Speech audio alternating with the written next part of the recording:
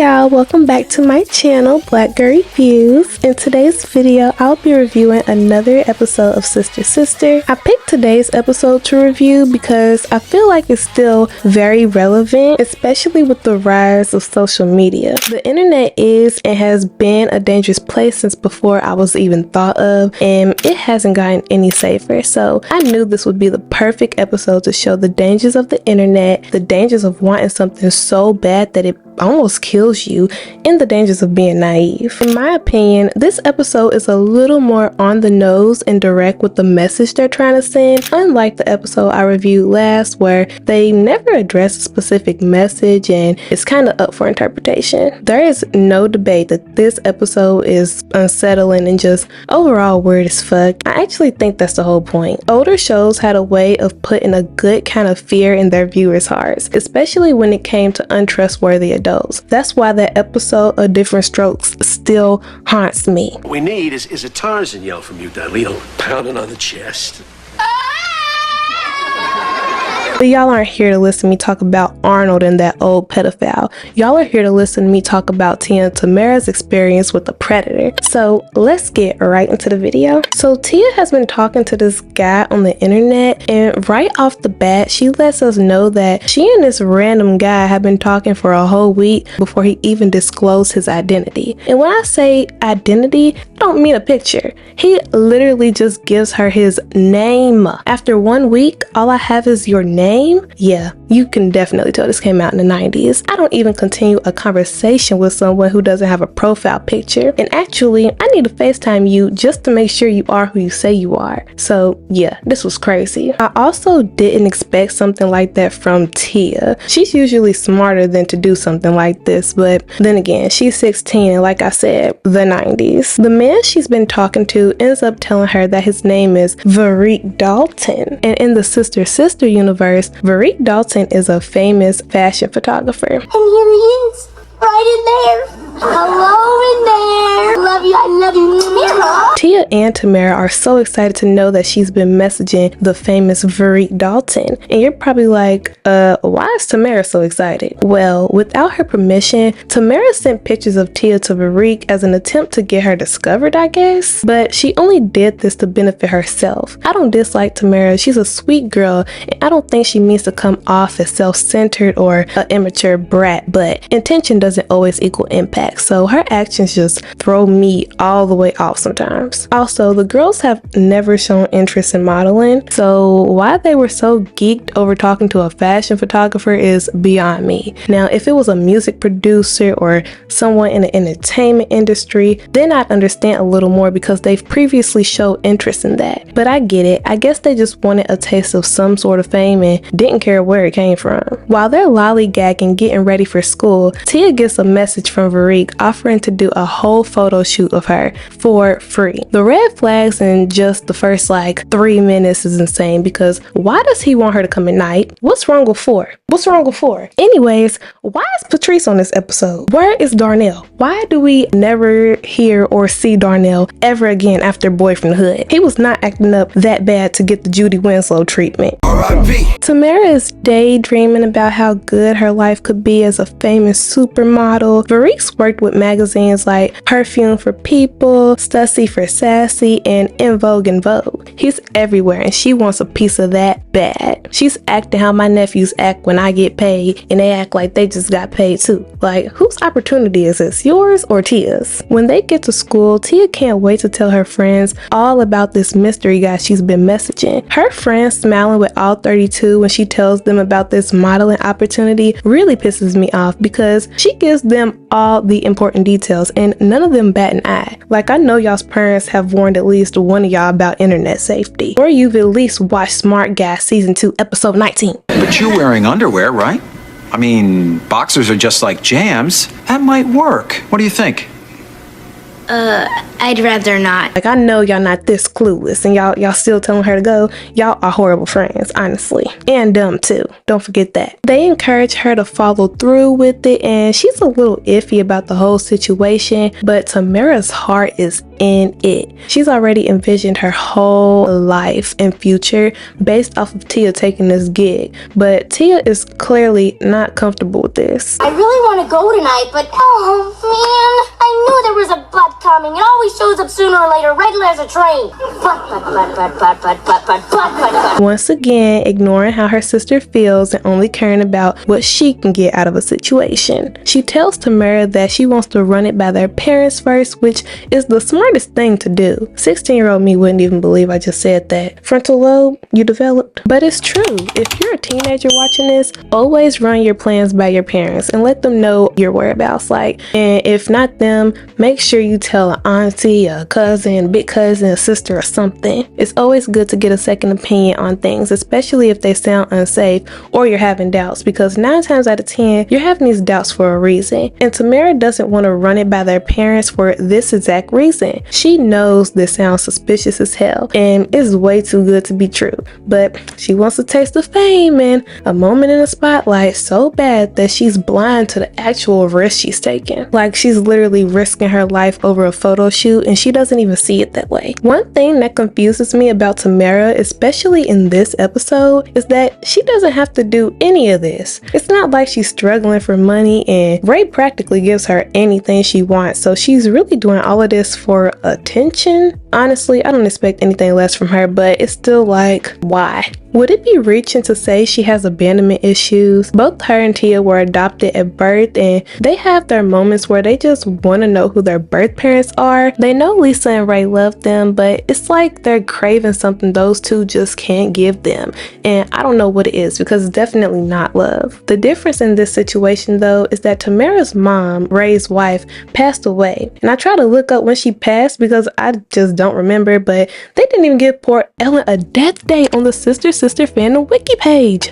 The disrespect. Like, what? Why don't she got a death date? I know somebody in the comments know when this lady passed away. They done watched the show a million times. When did this lady pass? Let me know. That said, craving attention is a sign of abandonment issues. First her biological mom, then her adoptive one. Like, can she get a break? According to this random doctor site on Google, people with abandonment issues seek constant reassurance and validation, which leads to them doing attention-seeking things to feel secure. Wow.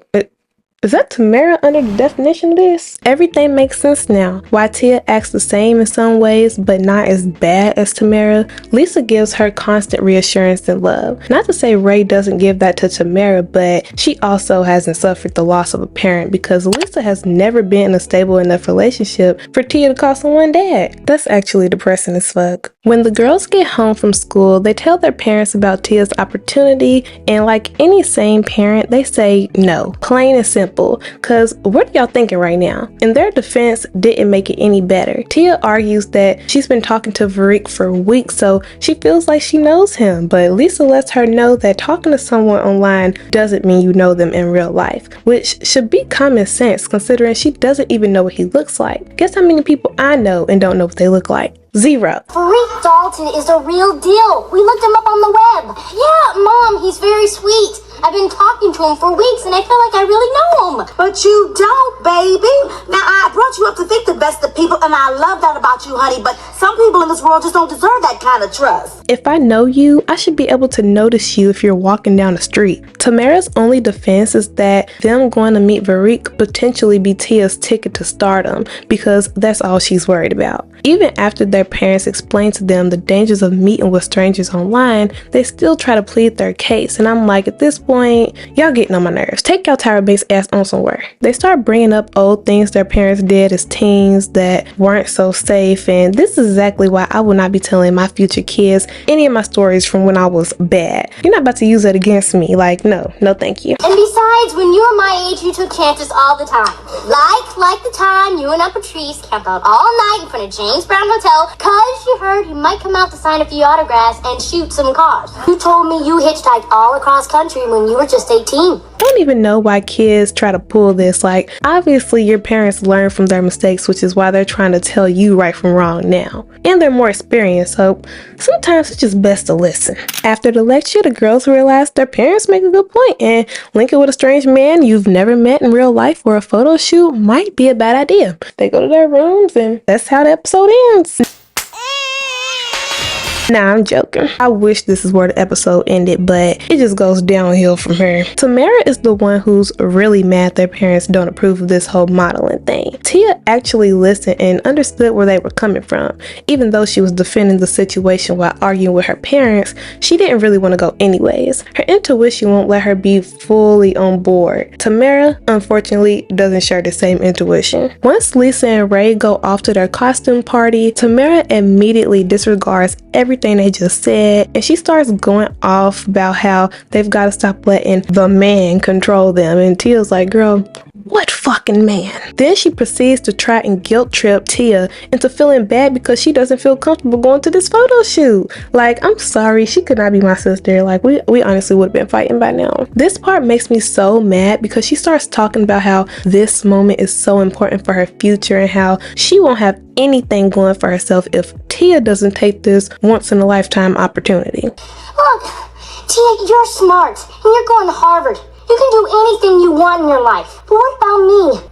I got a shot here to be somebody, and it may be the only chance I ever get. Come on, please, help me out. And my only question is, what was she gonna do if Tia was never messaging this man? Was her plan to just fail in life, or genuinely what was she going to do before this moment? I want to know. I would have told her to focus on whatever her initial plan in life was, because this ain't gonna work. I'm not gonna risk my life and my safety just to make someone else happy. I don't care if you are my sister. I'm going with that gut feeling every time. Also, it isn't Tia's fault you goofed off all through high school and now you're struggling to find a career path. Like, I just know Tia is so sick of babysitting her. Although she feels bad, Tia informs Tamara that she's already canceled the appointment with virique. And I'm just thinking, like, girl, do not feel bad for being smart and thinking logically. That's what your sister should be doing, but instead she's caught up in the thought of the glitz and the glamours that could come with fame. At this point, Tamara's fed up with everyone being so against this photo shoot that she takes matters into her own hands. Oh my gosh, that's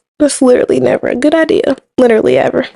Well, one good thing about the 90s, we all know how to use a computer. We finally meet the famous Virique, and you can just tell this nigga's up to no good. Like, let's just take a look at the scenery for a second. He's got a single couch, hella backdrops, multiple cameras, and multiple locks on his door. And I love his outfit, which makes this worse. The way he's in the middle of scamming someone our first times meeting him speaks volumes. He's over here telling some girl that he's Spike Lee and stuff, like Spike Lee could ever pull off wearing a vest that cunt. I need to get my hands on that vest. Please. No, but seriously, how old is this man? He looks like he's in his mid-30s, and Tia and Tamara are only 16. Like, there's no way this could go well. Right when he's wrapping up his latest scam, Virique gets a knock at the door, and I'm just praying it's the FBI coming to take his ass away. But no, it's Tamara standing there with the biggest smile on her face. Remember when I said she took matters into her own hands? Yeah, her plan was to just show up as Tia since they're twins, and Virique isn't aware of Tamara's existence anyway. Unpopular opinion, but I don't think they look that much alike in these seasons. Like, yes, there's a resemblance, obviously, but if you put them in everything matching like head to toe, I can still tell Tamara from Tia. Their facial, your facial structures are like, they're just different. I'm only saying this because Virique has pictures of Tia, and I would have questioned why she looks different. Like, even if it's just a little bit, I would be like, your face was not, I don't know. Anyways, not that predators are picky. She introduces herself as Tia, and he almost immediately offers her a drink. Red flag number, 20? He's thrown off a little when she asks for hot chocolate as her drink, which made me wonder, does he even know her age? Like, is he even aware of Tia's age? I need to know if she lied about her age because she's done that before. Tia's done dumb stuff too, like I can make a video about her. Not that her lying would justify what happens later, but I still want to know if she told him a fake age or not. Virique can tell Tamar is nervous. One thing about her, she's always gonna wait until it's too late to start getting nervous about something. Like, girl, why couldn't you have been nervous before you got her? By the time she comes to her senses, she's already in a horrible predicament, and this happens every single time. If she would listen to her sister, she wouldn't be in half of the situation she'd be in. And they always end the episode like she's learned a lesson, but she literally never does. No growth. Zero. Back at home, Tia is chilling, not causing issues, and while she's relaxing, Roger comes over looking for Tamara so they can go watch a movie together. And this whole time, Tia's thinking Tamara's just upstairs pouting, but no. Baby was gone, long gone. Their room is towed up, and Tia instantly starts panicking. I think subconsciously she already knew where Tamara was, but wanted to have faith that her sister wasn't stupid enough to go to that man's house alone. She's rummaging through their clothes, which I'm like, girl, you're not gonna find her there, so let's move on. Thankfully, Roger is there being nosy because he notices on the laptop that someone was messaging a person named virique. Hey, Virique. Changed my mind. Meet you tonight at 8. Tia. What are you doing? Don't just stand there. Say 15. Girlfriend, you're late. Tia's heart drops as she realizes who he's actually talking about. It makes it her obligation once again to go save Tamara before their parents find out. I wouldn't keep playing Captain Save-A-Ho for my sister. Like, yes, I'm always going to be there for you and take up for you when needed, but I feel like Tamara often took advantage of that. Roger, being the good friend he is, stays back at their house in case he needs to keep Lisa and Ray busy, while she goes and attempts to get Tamara home. Virique is gassing Tamara all the way up and she's feeling herself. I mean, the outfit is eating, the hair is cute, and she knows she's pretty, so this is a whole vibe to her right now. He's telling her how the camera loves her, she's doing amazing, she's a natural, all the things she wants to hear. He tells her that with his guidance, she could be a superstar. Good. The camera loves you, Tia. You're a natural. Good. Baby, you're great. Just put yourself in my hands and I'll take it to the top. Truthfully, this is how I imagine every predator in the entertainment industry to sound. Making a bunch of promises to kids to sell a dream. Then, once they sign a contract or show a bit of vulnerability, they get screwed over. I mean, we hear about it all the time in real life. What happened to Do Audition? What happened to TLC? Mindless behavior even. These industry people really prey on kids. It's disgusting. They know most are easy to persuade. They have money-hungry parents, or the kid is just determined to get to the top, not caring what they have to do to get that. They just want some recognition and they literally risk their lives over it. It's a scary reality. Hearing that he could catapult her into stardom, she's ecstatic. Like, that's all she wanted to hear. That's all she came here for. She tells Virique she'll do anything he says for that opportunity. Wrong choice of words. You could damn near see the light bulb pop up over this man's head. She just gave him the green light and didn't even know it. This is what I be talking about. Tamara is too clueless for me. I couldn't hang around people like her even when I was 16. I'm annoyed watching this because this was just so avoidable. It was so avoidable. All she has to do was listen. But no, she want to be grown and take things in her own hands when she knows every time she do that, it never goes right, like ever. Like, she literally didn't have to be her at all. She makes it hard to have like sympathy for her because, girl, avoidable. Very, very avoidable. Virique tells her it's time to change into her second outfit. Like, boy, you know you didn't see her coming here with anything in her hand. He knows she doesn't have a second outfit, but tells her not to worry about that because he has a leftover look from a photo shoot he just did with Naomi Campbell. Y'all, why did this man hand her the most skimpy bathing suit to change into? She's disgusted with this bikini and tells him her dad wouldn't want her in an outfit like this, especially not on camera, and she's 100% right. But girl, your dad wouldn't want you here in the first place, and she knows that, which is why when he threatens to call her dad to explain the situation, she begs him not to. She admits that her dad doesn't even know that she's there. Clients left this behind. I think it might be your size. Oh, where's the parka that goes over this bikini? You're kidding, right?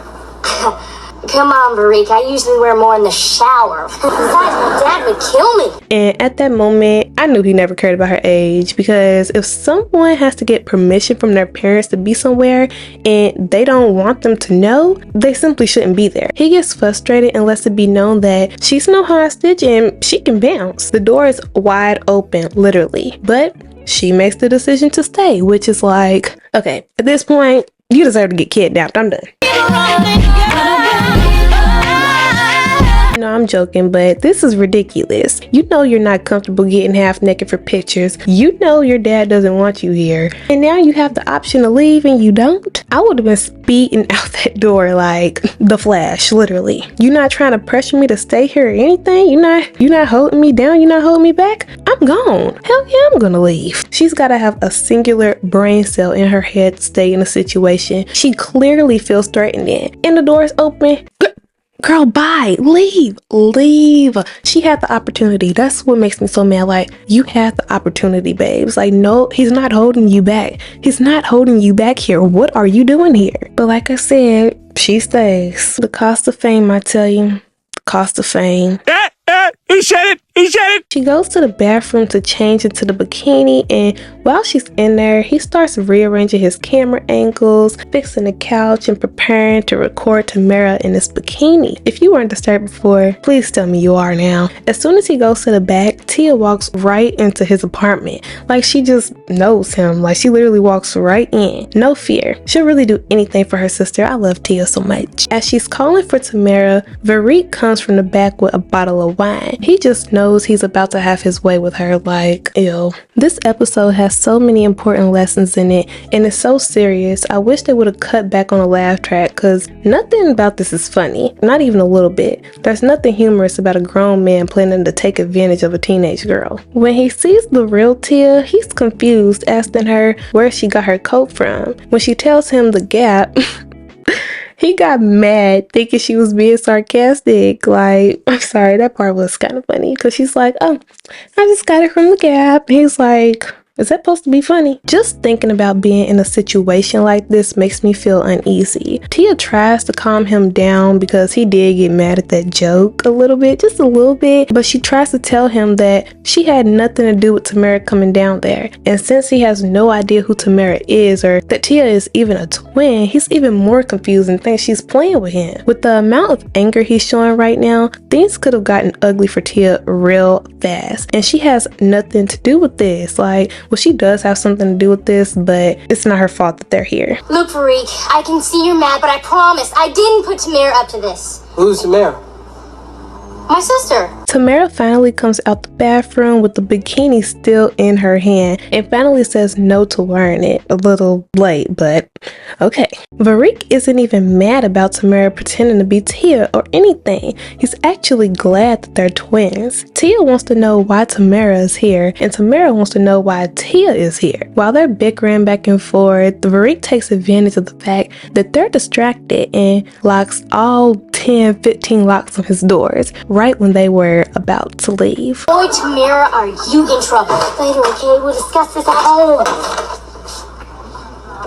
If we ever get there. They finally came to the conclusion, like, yep, shouldn't be here. And now that opportunity to leave ain't there no more. Like, Tamara, you had this opportunity earlier. Like, come on, Tamara. You knew what the bikini looked like before you went back in there. You've been had your chance to leave. Lisa and Ray make it back before the girls do, and that's exactly what Tia didn't want to happen. And Roger being there didn't help them. I mean, it did help them, but he didn't stall them or keep them busy like Tia requested. Once Ray asked Roger why he's there eating up all their snacks, he straight rats on them. No stalling involved. Everybody say thank you, Roger. Once he tells them that Tamara went to go see a freak named Virique, they run out that house. Hey, our babies could be in danger. Well, Roger, did they leave an address?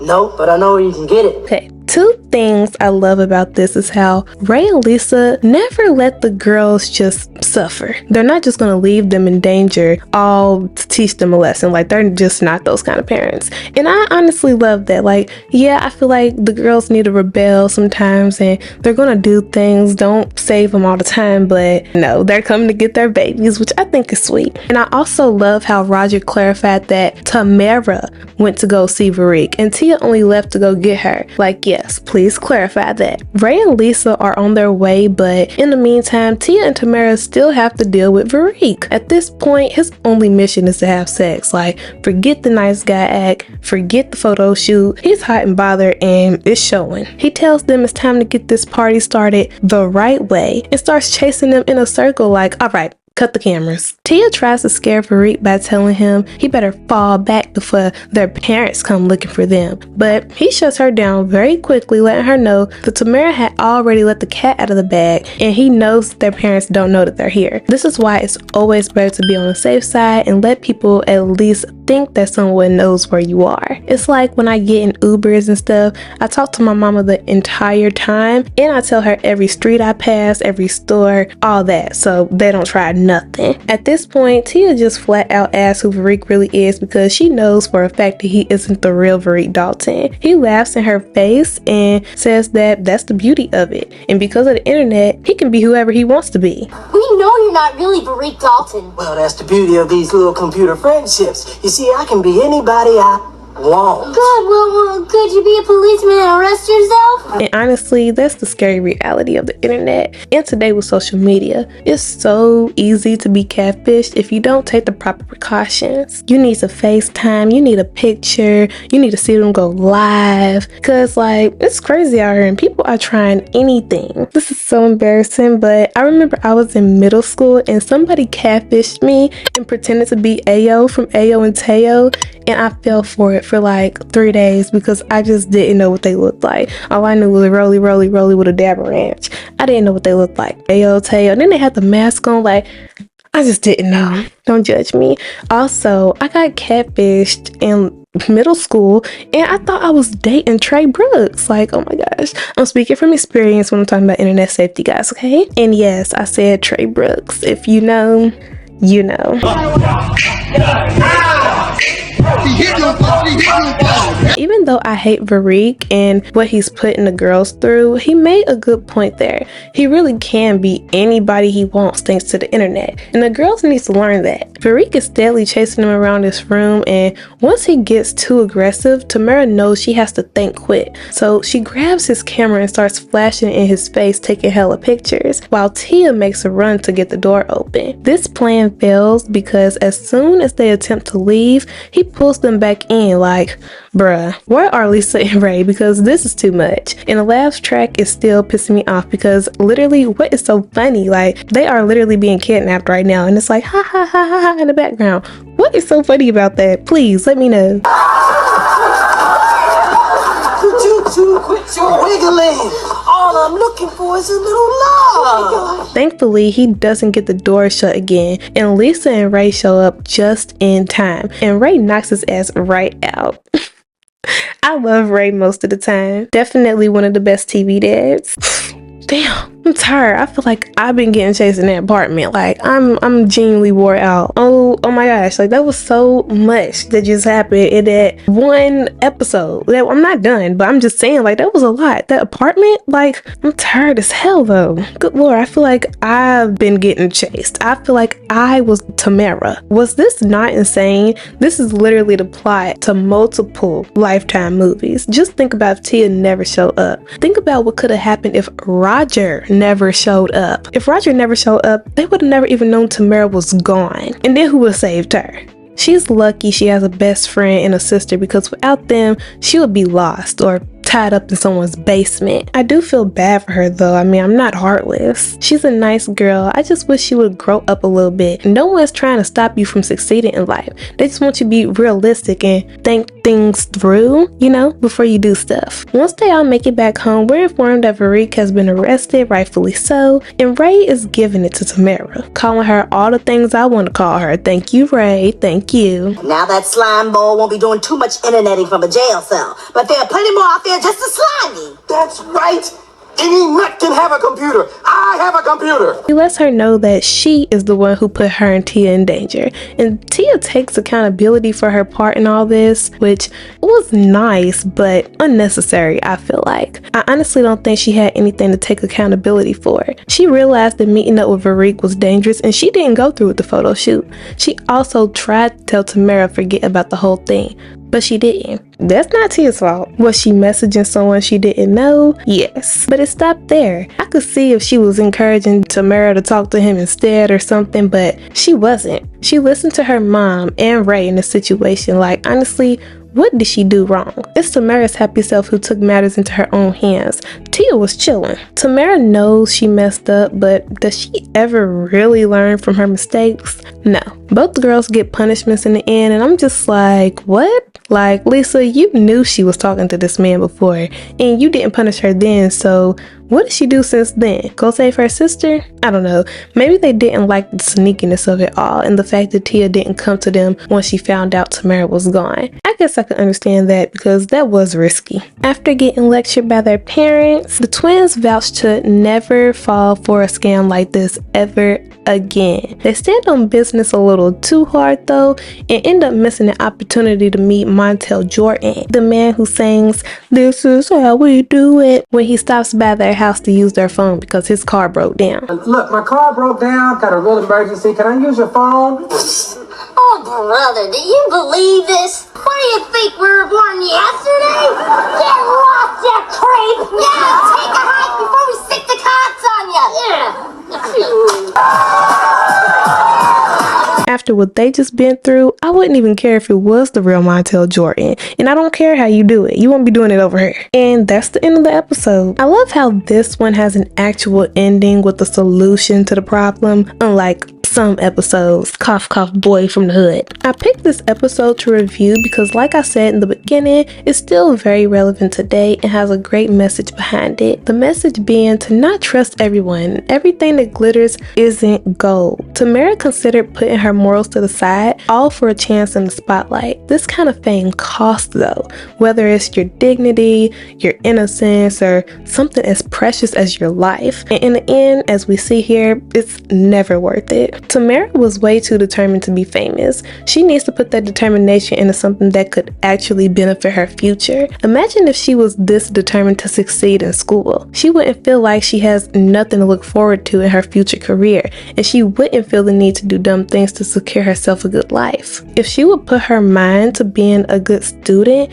she would be way better off. I guess she would be, well, Tia. But that concludes my thoughts on today's episode. I hope I picked a good one. I know it's a little more on the nose with the message, but I still thought I could add to it. So I hope y'all enjoy watching this as much as I enjoy making it. Let me know your thoughts and opinions in the comments. I'm really interested to see what y'all have to say about Virique and especially Tamara. And just so we're clear, I'm not victim blaming in any way. He was more than wrong for the stuff he pulled, so don't get the wrong idea, please. But anyways, I'm not gonna keep talking. I'm not gonna hold y'all any longer than I have to, so just please make sure you subscribe if you would like to see more videos from me. Let me know what other videos y'all want to see from me because I'm always open to suggestions. Let me know what shows y'all like, stuff like that. I'm still trying to learn like who's all on my channel and stuff like that, so yeah, let me know in the comments what other stuff y'all want to see from me, and I will see y'all on the next video. Thanks for watching. Bye.